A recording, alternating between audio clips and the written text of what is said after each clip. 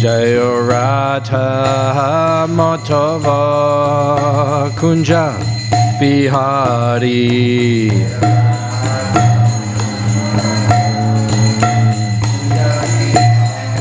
Hey Radha Madhava Kunja Bihari.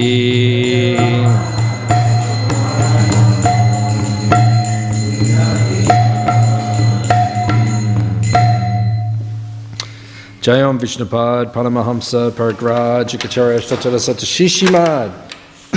His Divine Grace A.C. Bhaktivedanta Swami Srila Prabhupada Ki, Anantakoti Vaishnava Brinda Ki, Grantara Srimad Bhagavatam Ki, Janitai Go Premanandi. All glories assembled devotees, all glories assembled devotees, all glories assembled devotees. All glories to Sri Guru and Sri Gauranga.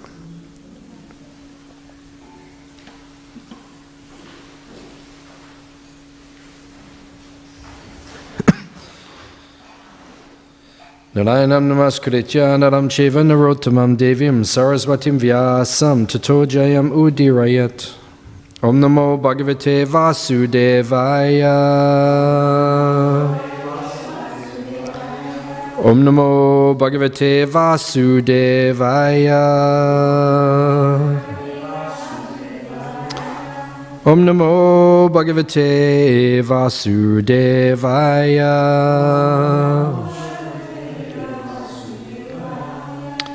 Reading from Srimad Bhagavatam, canto 7, chapter 9, chapter entitled Prahlad Pacifies the Lord with Prayers, text number 41. Evam swakama patitam bhavavaitaranyam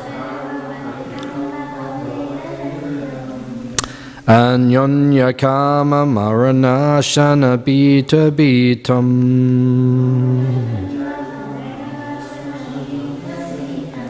Pashanjanam swapara vigraha vaira maitram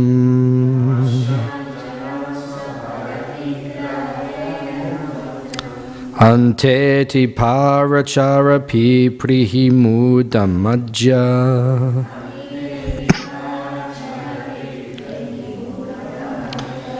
Evam swakama patitam bhavavaitaranyam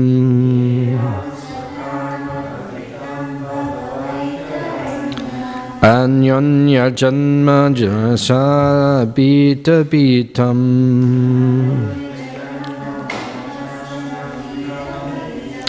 Pashanjanam swapara vigraha vaira maitram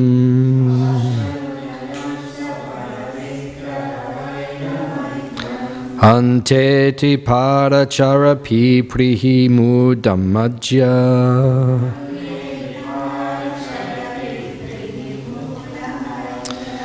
Evam swakama patitam bhavavaitaranyam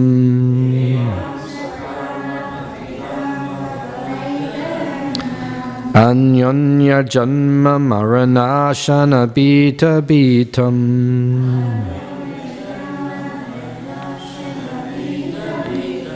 Pashanjanam swapara vigraha vaira maitram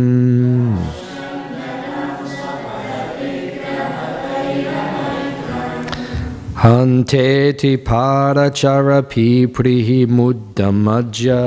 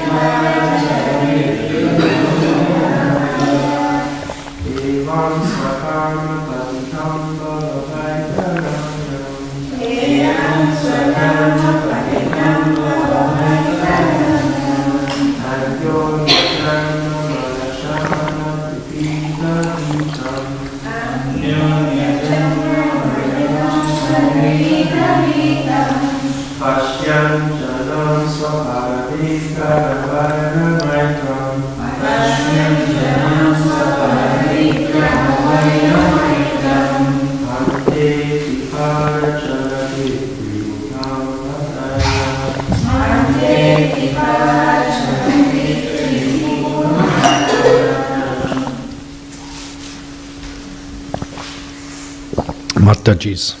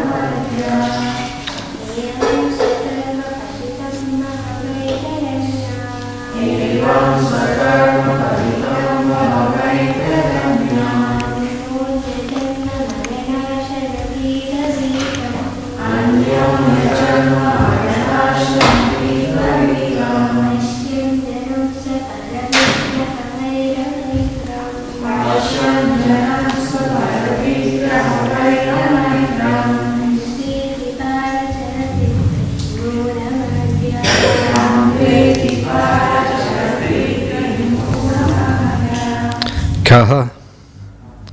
What is, oh sorry, wrong verse. Evam, in this way. Swakama petitam, fallen because of the reaction of one's own material activities. Bhava, compared to the world of nescience. Birth, death, old age, and disease. Vaitaranyam, in the river known as Vaitarani, which lies in front of the doorway of Yamaraj, the superintendent of death. Anya, one after another. Jamma, birth. Marana, death.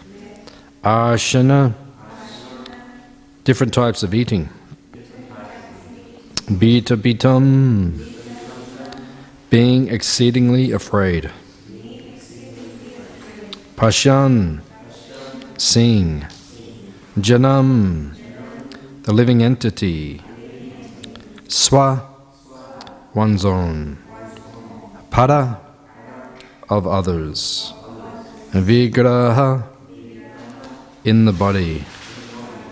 Avairamaitranam, considering friendship and enmity. Hanta, alas. Iti, in this way. Parachara, O you, who are on the other side of the river of death. Pipri, kindly save us all from this dangerous condition. Mudam, we are all foolish, bereft of spiritual knowledge. Ajja, today, because you are personally present here. Translation and purport by His Divine Grace A.C. Bhaktivedanta Swami Srila Prabhupada. My dear Lord, you are always transcendentally situated on the other side of the river of death. But because of the reactions of our own activities, we are suffering on this side. Indeed, we have fallen into the river and are repeatedly suffering the pains of birth and death and eating horrible things. Now kindly look upon us, not only upon me, but also upon all others who are suffering, and by your causeless mercy and compassion, deliver us and maintain us. Purport. Prahlad Maharaj, a pure Vaishnava, prays to the Lord not only for himself but for all other suffering living entities. There are two classes of Vaishnavas, the Bhajananandis and the Goshyanandis. The Bhajananandis worship the Lord only for their own personal benefit, but the Goshyanandis try to elevate all others to Krishna consciousness so that they may be saved. Fools who cannot perceive repeated birth and death and the other miseries of materialistic life cannot be sure of what will happen to them in their next birth. Indeed, these foolish, materially contaminated rascals have manufactured an irresponsible way of life that does not consider the next life. They do not know that according to one's own activities, one receives a body selected from 8,400,000 species. These rascals have been described in Bhagavad Gita as dushkritino muda, non-devotees. Those who are not Krishna conscious must engage in sinful activities, and therefore they are mudas, fools and rascals. They are such fools that they do not know what will happen to them in their next life. Although they see varieties of living creatures eating abominable things, pigs eating stool, crocodiles eating all kinds of flesh, and so on, they do not realize that they themselves, because of their practice of eating all kinds of nonsense in this life, will be destined to eat the most abominable things in their next life. A Vaishnava is always afraid of such an abominable life, and to free himself from such horrible conditions, he engages himself in the devotional service of the Lord. The Lord is compassionate to them, and therefore he appears for their benefit. Yada yada hidamasya glaniya bhavati bharata abhutanam adharmasya tadat manam srijamyaham. Whenever and wherever there is a decline of religious practice or a descendant of Bharata and a predominant rise of irreligion, at that time I descend myself. Bhagavad Gita 4:7. The Lord is always ready to help the fallen souls, but because they are fools and rascals, they do not take to Krishna consciousness and abide by the instructions of Krishna. Therefore, although Sri Chaitanya Mahaprabhu is personally the Supreme Lord, Krishna, he comes as a devotee to preach the Krishna consciousness movement. Yare deka tarikaha Krishna upadesh. One must therefore become a sincere servant of Krishna. Amara Agyaya Guruhana Tara Edesh. Chaitanya Charitamrita Majja 7:1-8. One should therefore become a guru and spread Krishna consciousness all over the world, simply by preaching the teachings of Bhagavad Gita. Omagyan Timarandasya Gyananjana Shalakaya Chakshun Malitam Jena Tasmai Shri Gurave Namaha. Shri Chaitanya Manobishtam Stapitam Yena Bhutale Swayam Rupa Kadamayam Dadati Swapadantikam Vancha Kalpatarubhyascha Kripa Sindubhya Evacha Patitanam Pavanebhyo Vaishnavebhyo Namo Namaha. Jai Shri Krishna Chaitanya Prabhu Nityananda Shri Advaita Gadadha Shivasadi Gaura Bhakta Vrinda. Hare Krishna Krishna Krishna Hare Hare Hare Rama Rama Rama Hare Hare.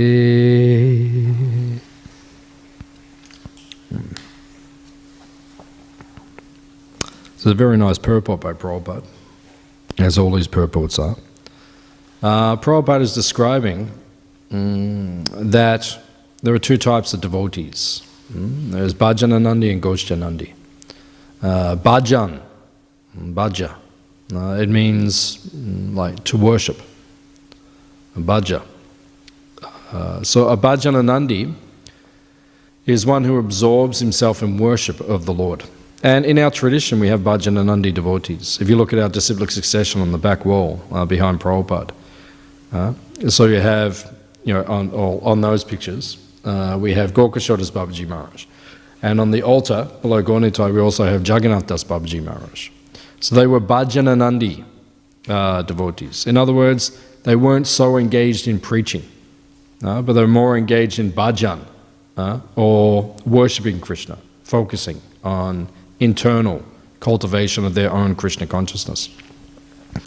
Of course, when you're very advanced, like Gaur-Kishore Das Babaji Maharaj and Jagannath Das Babaji Maharaj, Prabhupada said their bhajan was purifying the universe.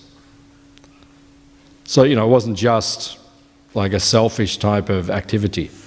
They were so pure by their chanting, the universe was becoming purified. And they were inspiring others.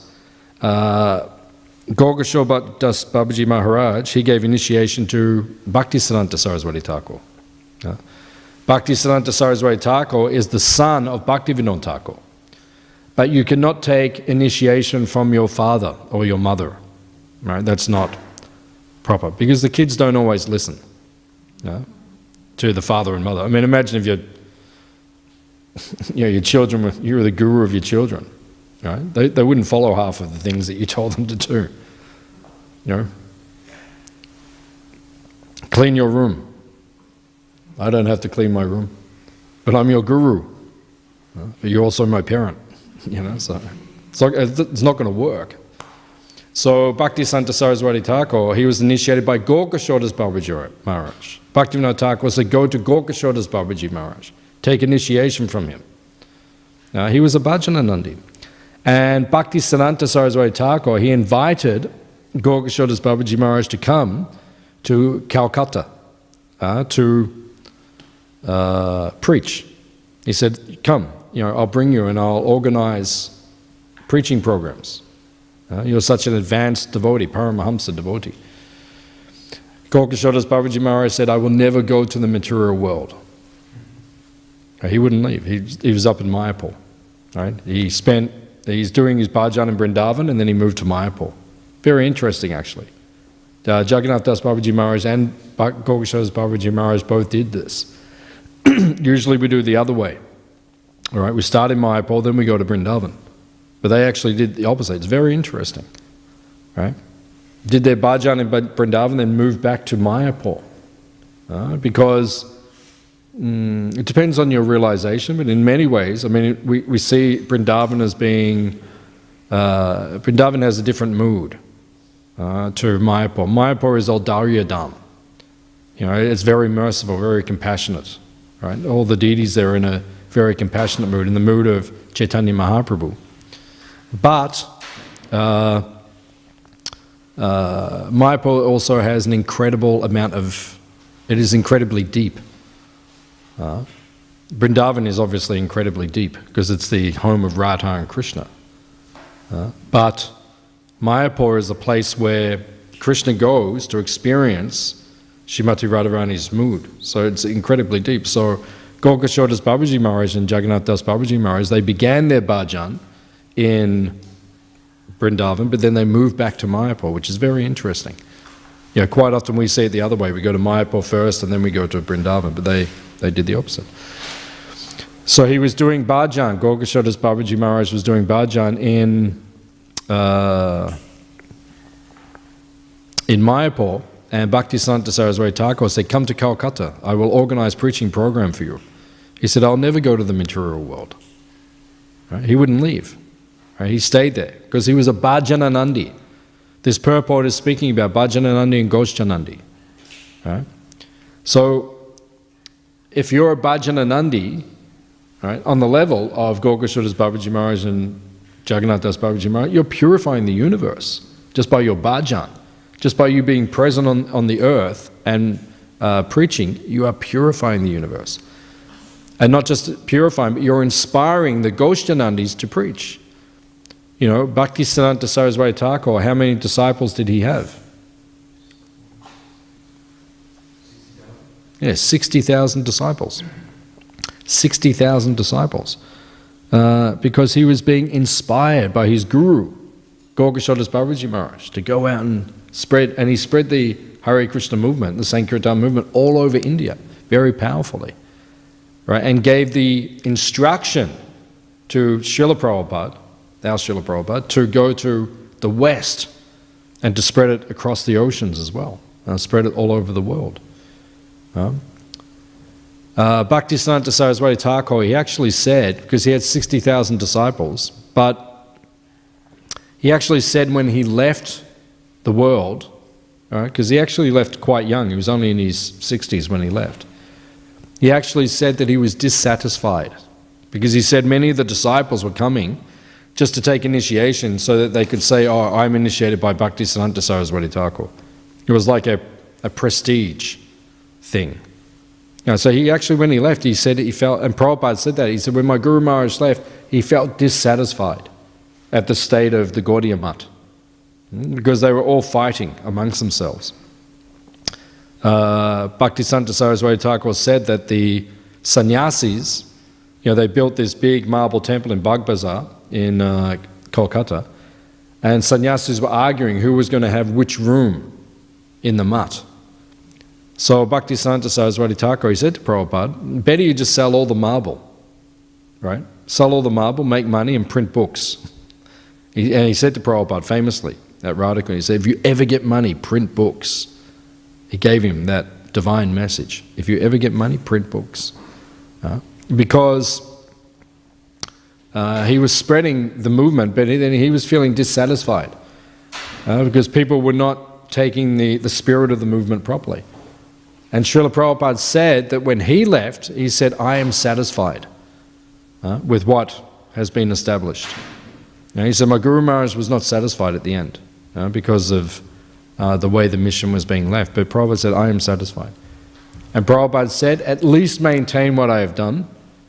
And how happy would Prabhupada be? Because ISKCON is far, far greater than when Prabhupada left, by Prabhupada's empowerment. And how does ISKCON spread? By fidelity. What does fidelity mean? What does it mean, fidelity? What's that? Following as it is. Yeah, following it as it is, right? Fidelity.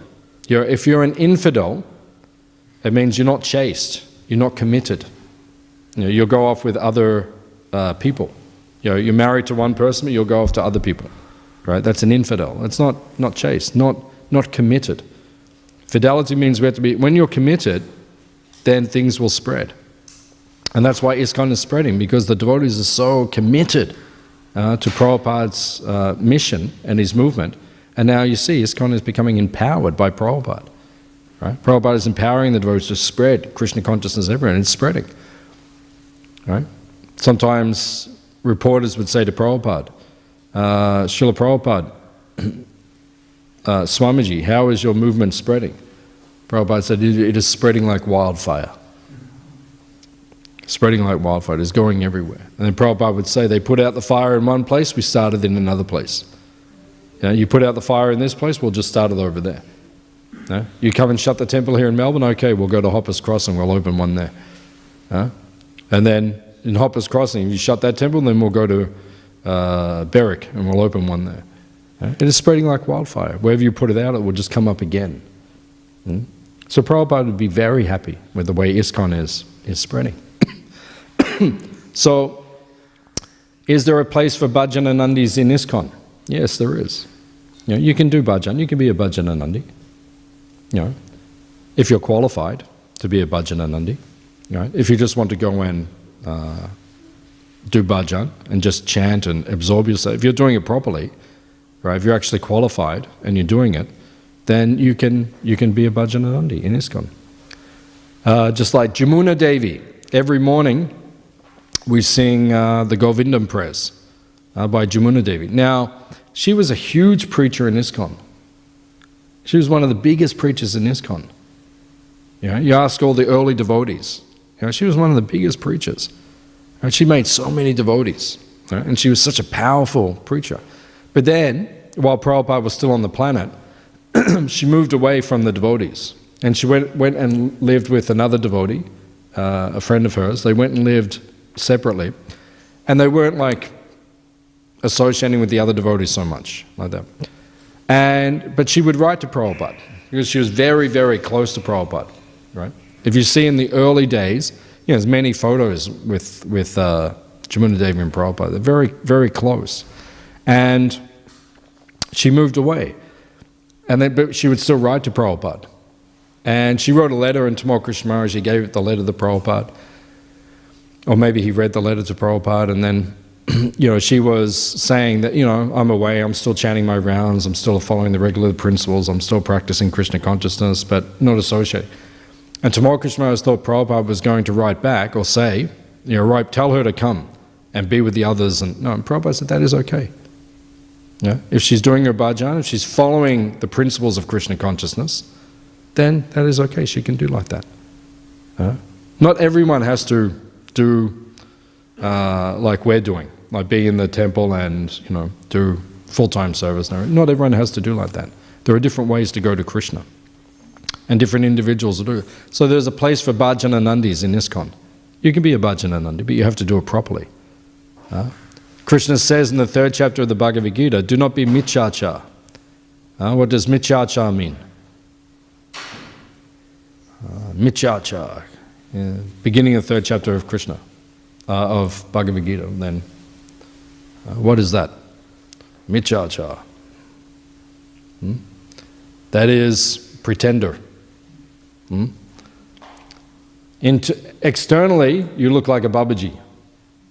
You grow your beard, and you have your japa, Hare Krishna, Hare Krishna, Hare Krishna, Hare Krishna, Krishna Hare Hare, Hare Krishna, Hare Krishna, Hare Krishna. You're acting like externally you look very exalted and pure, but internally you're thinking about women and money. Or if you're a Mataji, you're thinking about men and money. Then that's pretender. So if you're doing that kind of bhajan, that's not bhajananandi, that's not good. You can do bhajan, you can go off and just chant, that's okay. But then in your heart, you have to be thinking of Krishna, service to Guru and Krishna. In our line, because there are many bhajananandis in other lines as well, around Radhakund there are many Babajis. And they do bhajan. They're not Ghoshjanandis. They're bhajananandis. But it is known that many of them are pretenders, right? Not actually pure, not actually meditating on Krishna. And we see, because we know different things which are there. So many of them are not pure. But in our line, Prabhupada explains, our Siddha Pranali, or our methodology for becoming perfect, for realizing our eternal relationship with Krishna, Prabhupada says, that will be revealed by the spiritual master while you're chanting Hare Krishna within your heart. That's actually our system. Our system is you chant Hare Krishna, right, Maha Mantra, and the Guru within your heart, he will reveal your eternal relationship with Krishna when you're qualified enough, when you have the adhikar, when you're pure. When you get to a high level of bhakti. That's actually our system. But we don't just, generally, as devotees in ISKCON, we don't just go to Radha Kund or just go to New Nandagram or just to go someplace and just chant. And just, chant Hare Krishna, Hare Krishna and become pure. No, it doesn't work like that. Right? Actually, if you see in our tradition, we have the Namacharya. Who is the Namacharya? Srila Haridas Thakur. Namacharya. Whenever we say Prema Dwani prayers, right, we always say Namacharya, Srila Haridas Thakur ki jai. Right? Namacharya.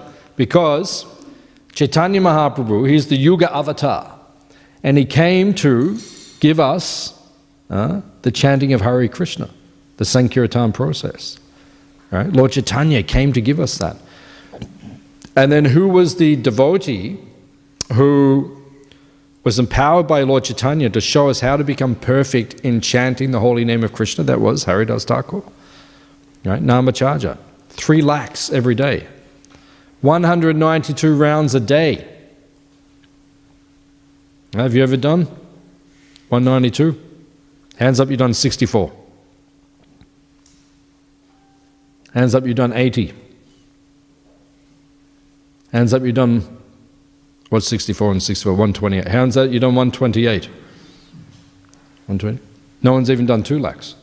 Imagine 3 lakhs, 192. 192 rounds a day. Every day, 192 rounds. Hare Krishna, Krishna Krishna, Hare. Actually, you have to chant very fast. I don't even chant at that pace. I couldn't actually physically do it, I don't think, if I added it up. Yeah, it'd take me the whole 24 hours, right? So then it wouldn't even be eating or sleeping, just be chanting. And then straight back into it the next day. Take bath in 3 minutes, and then Hare Krishna, right? Eat 1 gulab jamun, Hare Krishna, Hare Krishna. That's all I'd have time for if I was chanting 192 rounds a day. So you have to chant very fast, very powerful to do that.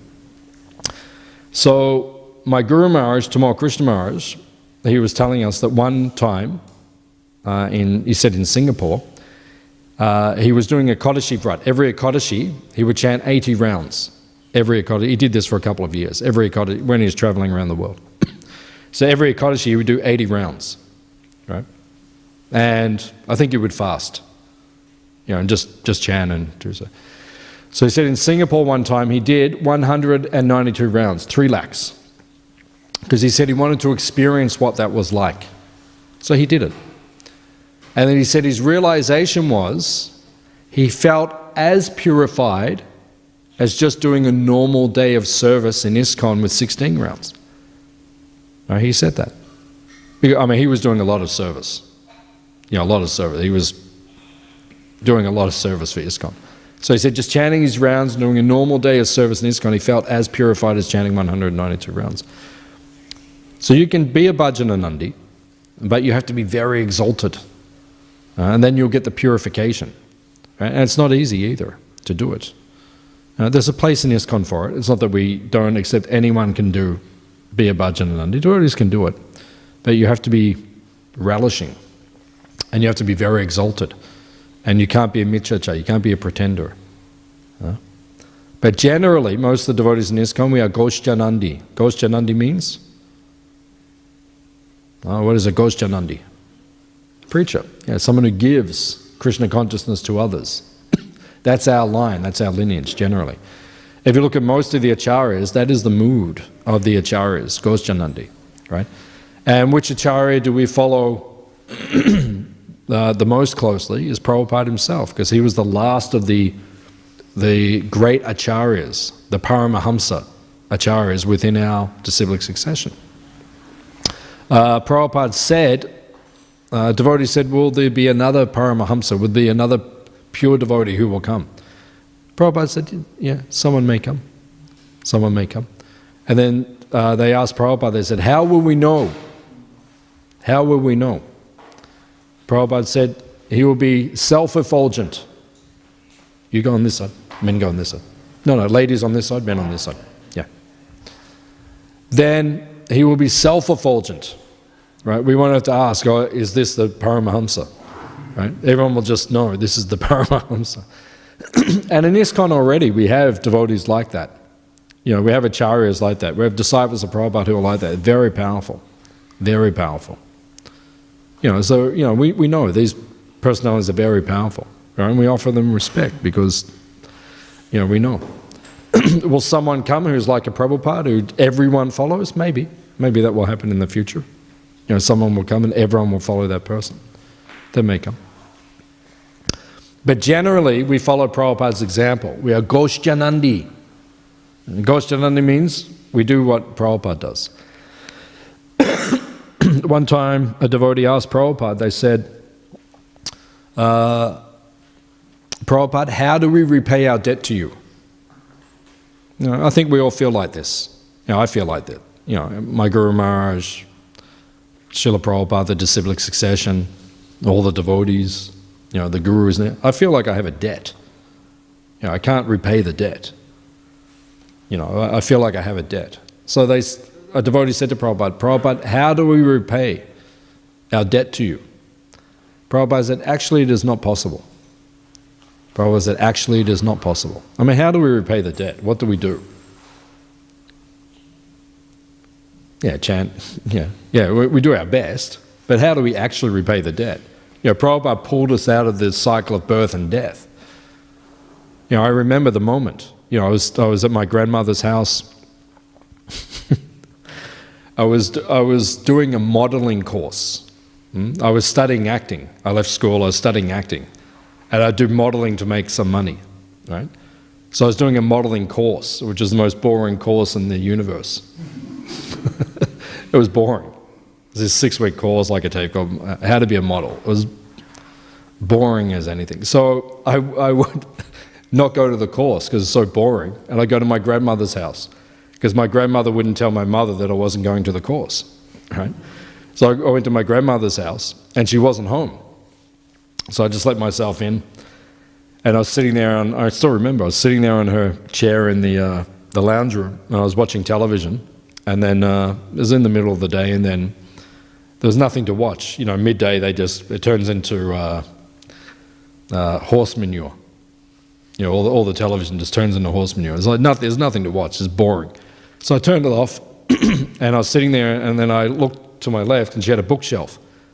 And I thought, I'll read something. So I looked, and there's one book called Coming Back. And I thought, and it said Science of Reincarnation. And I thought, I'm interested in reincarnation. So I picked up that book, and then I read it. I still remember, just sitting there, and 2 hours I read it.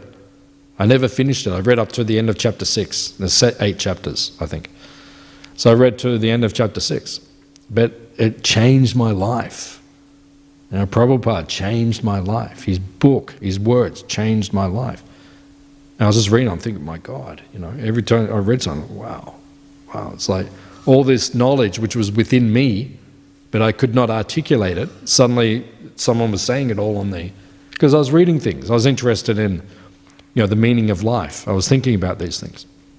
And I read some Baha'i, different Eastern philosophies. I was reading different things, but nothing was inspiring me. But then when I read Prabhupada's words, and particularly the thing that struck me more than anything else, in the Coming Back, they tell the story of Jad Bharata, Maharaj Rahugana. And then he took birth as, Bharat Maharaj, that pastime. And he takes birth as the deer, and then he becomes Jad Bharata, which is in the 5th canto of the Bhagavatam, right? So I was reading that, and then when I read Jad Bharata, when he became Jad Bharata, and then he was not affected by heat and cold, happiness, distress, honor, dishonor. And when I was reading that, I was thinking, that's what I want to be. I want to be like that. So this is the power of Prabhupada's books, right? So I remember that moment, like that changed my life. But I never read the last 2 chapters, chapter 7 and 8, because in chapter 7 and 8 they tell you to chant Hare Krishna. I never read that. I took the book with me. I said to my grandmother, can I have this book? And she said, yeah, you can have it. And later on she said, I wish you never read that book. Because I was a model and an actor, and then I shaved my head. And the first time she saw me, a shaved head. She said, what have you done? And she used to say to me for years, actually, every time I would see her, she said, when are you going to grow your hair? When are you going to grow your hair? I said, maybe later. I've never grown my hair since then. Over 30 years, I've never grown my hair. I just like it, just get rid of it. And then I don't have to worry in the morning. When you're a model, you have to get up, you look in the mirror every morning, you take half an hour just to get your hair ready. It's like, now I just get up in the morning, I just go like that, it's done. And then go. So much better. Simple living, high thinking. This is our philosophy. So then, I remember, Prabhupada changed my life. So how do I repay the debt? But I think like that every day. I think, how do I repay the debt? And Prabhupada said, actually you cannot. One devotee asked him, he said, how do we repay the debt? Prabhupada said, actually you cannot. But if you want to try, Prabhupada said, preach vigorously like me. So that's what I try to do. I try to give my life to Prabhupada. I'm not perfect, and I don't do it all the time. I'm not ahoitiki apratihata, uninterrupted. I don't preach like Prabhupada all the time. and it's not pure, it's not without motivations, and I still have material desires, but we try the best we can. Preach vigorously, like Prabhupada. We have to do something for the Hare Krishna movement. One of Prabhupada's disciples told me many years ago, I saw him in Vrindavan. He was like a Shiksha Guru, one of Prabhupada's disciples. And then I hadn't seen him for quite a while. And then I saw him, and then he said, "What are you doing?" And at that time I'd been temple president in Adelaide for a couple of years. I was temple president in Adelaide. So I said I'd been temple president. He said, "Oh, very good." He said, "Because you are taking up responsibility." He said, "This is how you advance in Krishna consciousness." Right? Because most of us, our bhajan is not pure enough or powerful enough to take us back to Krishna. Right? So that's why we have to preach. Because when you preach and you take responsibility to spread the Hare Krishna movement, you attract the kripa, right, or the mercy of Sri Chaitanya Mahaprabhu. And when you get that mercy, then you will, your bhajan will become more powerful. Does it make sense? Does it make sense? Can we work out this flower, Leela? Just smell the flower and give it to another devotee. That's the Leela. Doesn't have to take 7 minutes to cross the temple. Right?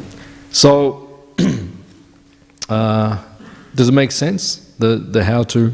This is the method that generally we're given. You can be a bhajanananda. You can go back to Godhead being a bhajanananda, but you have to be very powerful. But the method that we're given by our acharyas, by Prabhupada, is to be a Goshtanandi. Right? That's better for most of us. I mean, for me, I've got more chance of going back to the spiritual world by following that method. I chant Hare Krishna, but I try to take a responsibility to spread the Hare Krishna movement on behalf of the previous acharyas of Mahaprabhu, of Prabhupada. And then by doing that service, you attract their mercy, and then your bhajan, your chanting of Hare Krishna, it will become more infused with mercy and power, and you'll get purified more. Right? Because if you don't take responsibility and if you don't preach, right, then your bhajan, your sadhana, it may not become as empowered. Does it make sense? So that's the methodology. That's what we're given by Prabhupada. So this Sunday is the full moon. And we call it Kartik Purnima. In ISKCON, and all the Gaudiyas we follow, and devotees sometimes debate this, we begin Kartik on the full moon and we finish it on the full moon. And some devotees say, well, you can't do that. It has to be pratipat to full moon. It can't be. No, but we do that anyway. Even if it doesn't make sense, we do it. Because Kartik is one of the 64 angas of bhakti, Urja-vrat, mentioned in Nectar of Devotion. So in that month, which is coming, it starts on Sunday, goes for 1 month, in my devotional service, the rest of the year, I always, sometimes I make compromises in my sadhana for preaching. We might stay up late, do a program, preaching program. So, we go to these, what do you call them, catering jobs. And then what's your sadhana like at the catering job? Not the best. I remember I went one time, Confest. Anyone been Confest? No, they don't do it anymore. Hippie festival. Naga Baba festival. Right? Half of them walk around naked. Half of them walk around naked. When I went there the first time, I was fearful. I think I said this a little while ago. I was actually fearful because I thought, I'm going to go to a place, everyone's naked, and it's going to be very disturbing for my consciousness. It was actually the opposite. Because most human bodies are not attractive. That's why we wear clothes. You look more attractive with something on than with it off. So all these people walking around with naked, I was just thinking, oh my God, put clothes on. You're embarrassing me and you're embarrassing yourself. And you're embarrassing the Australian Prime Minister and you're embarrassing everyone in the universe. Put clothes, that's why we wear clothes. Right? So we went to Confess, but we were staying up at 12 o'clock at night, serving prasadam, going to bed after 12, getting up. It was 40 degrees for 3 days in a row. It was dusty. It was austere. You know, and my sadhana, because I was getting up, you know, in the morning, going to bed at 12, probably getting up at 7 or something, and then chanting, beginning my rounds at 8 o'clock, you know, and then, you know, you're trying to chant and there's, you know, naked people walking all around, you're trying to, like, you know, it was austere, it was difficult. So during the year we make compromises. Why did we do that? Why did we do that tapasya? Because we want to spread prasadam distribution. We want other people to take prasadam, to become purified. And we want to make a revenue, money, to keep Radha Vallabha's temple running. So we do tapasya. But in Kartik, right, I don't make the compromises, right? I just focus on my sadhana for 1 month to purify myself. So the rest of the year, we have energy and inspiration. Now we can spread the Hare Krishna movement. So on Sunday, we have a very nice opportunity. We can do our bhajan very nicely. And Kartik, Giriraj Maharaj, he was explaining many years ago, I was listening to a lecture, he said it's like in Melbourne we have the Boxing Day stock take sale. Is it stock take or just Boxing Day sale? Yeah, it's sale, Boxing Day sale. So people in the West are not so intelligent, right? Before Christmas, everyone buys a lot of things, right? And then the day after Christmas, you can get all the same stuff half price. But everyone gets caught up because they think, oh, it's Christmas, we've got to buy things. So everyone goes crazy, right? Buys all this stuff, gives it to everyone, and the next day you can go, and then they have the huge sale on Boxing Day. Everyone goes there, you can get everything half price. And so the intelligent people, they go the next day. But all the other people, they get caught up in the whole consumerism, the commercialism, and then they buy everything for the Christmas. So Giriraj Maharaj said Kartik is like that. Kartik is a time where Radharani, she is the presiding deity of the month of Kartik, and whatever service you do, you'll get 10,000 times the benefit. Every holy name that you chant, right? Every bit of sadhana that you do, service that you do, any preaching you do during that time, you will get so much extra benefit. And you'll get purified. And then once we're purified by our bhajan, then the rest of the year, I mean, we preach in Kartik also, but the rest of the year we can just give so much. Because we need inspiration. Purity is the force. If we're not pure ourselves, we can't spread the Krishna consciousness movement. So in ISKCON, you can have Goshjanandis and Bhajananandis. Both are there. Right? There are two types, and everything is there. And Prabhupada even gave Babaji to a few disciples. He gave Babaji, so it is there. Bhajananandi is there. But most of us, we practice the process of Goshjanandi. Right? And that's how we become purified. Okay. Does anyone have any questions or comments? Anything that we discussed? Yeah. I was wondering. Do we do this microphone program?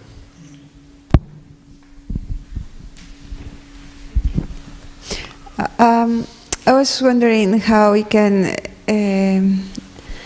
reconcile the aspect that sometimes it's needed to be Bhajananandi to boost your Gostyanandi activities, and it's also encouraged. I heard many times devotees encourage devotees to go with more focus in working within. And it's needed after some time in practicing. So that also, as you said, empower your Gostyanandi activities. How can we make the balance for that? Join ISKCON. Join ISKCON and you will get the balance. Are you in ISKCON? Yeah. So you're already doing it, so what's the problem? Prabhupada said ISKCON sandwich. Yeah. Do you eat the sandwich? Yeah, I like it. Yeah, so you're already doing it. Morning, sadhana, bhajan, morning program. Right? We do bhajan. What do we do since 4:30 this morning? Bhajan. Right? Then, today, Goshjanandi, preach, spread Krishna consciousness. You do the reception, right? So people ring, Hare Krishna. We have a nice person, answers the phone. That's very important. You know, in some temples, no one even answers the phone. Is that good? No. Some people, they answer the phone, you know, in the temple. You ring the temple, they go, Hari Bol. Is that good? You know, imagine someone never met the devotees before. They ring the Hare Krishna temple and someone goes, Haribol. Not very good. You know, you have nice, Matajis there. Hare Krishna, welcome Hare Krishna temple, how can I help you today? That's very nice, that's service. And so many other service, so many other preaching are doing. And then at night time, then more sandwich means the other piece of bread, more bhajan, hearing, chanting, these things.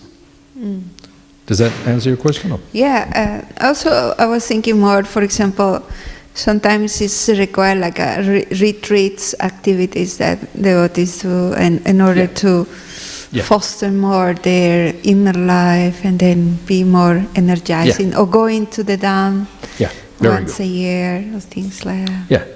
Yeah, Prabhupada said we should go to the Holy Dham once a year for that reason. Because Prabhupada said when you're in the West, you get contaminated. You get contaminated. So therefore you have to go and you have to take bath in the Ganga, in the Jamuna, all right, and chant Hare Krishna in a pure place.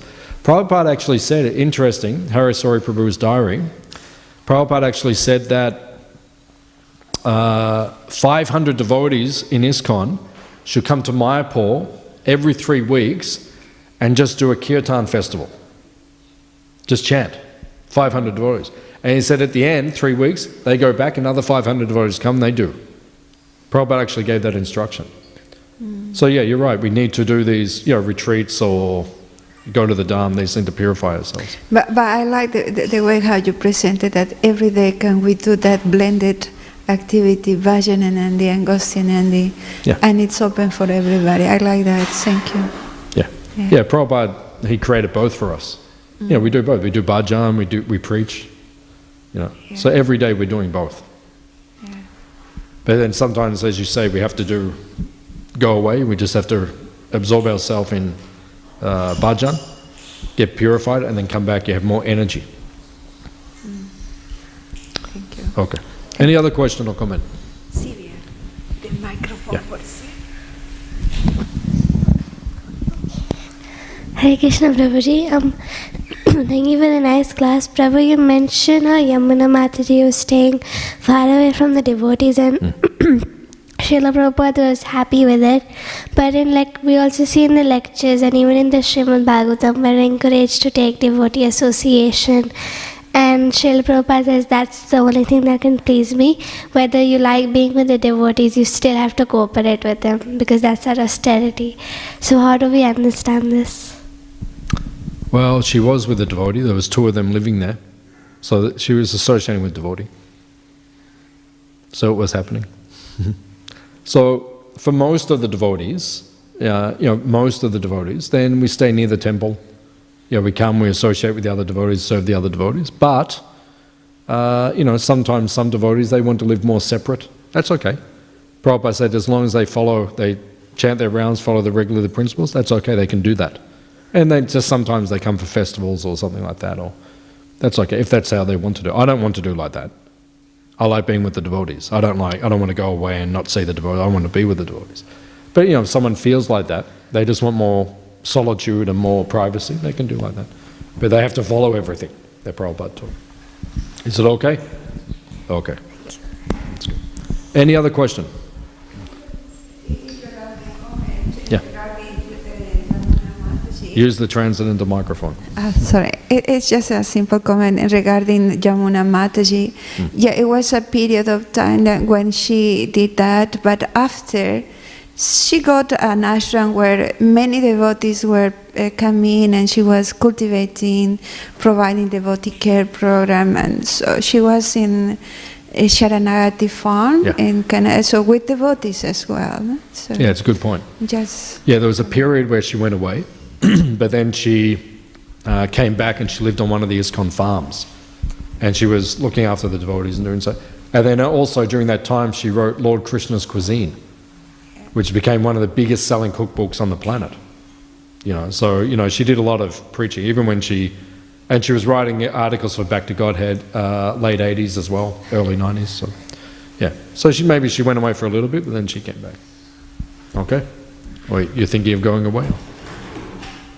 Just tell your mother before you go. Just let her know where you are, that's all. Any other question or comment? Okay. Srila Prabhupada ki jai. Gauranga.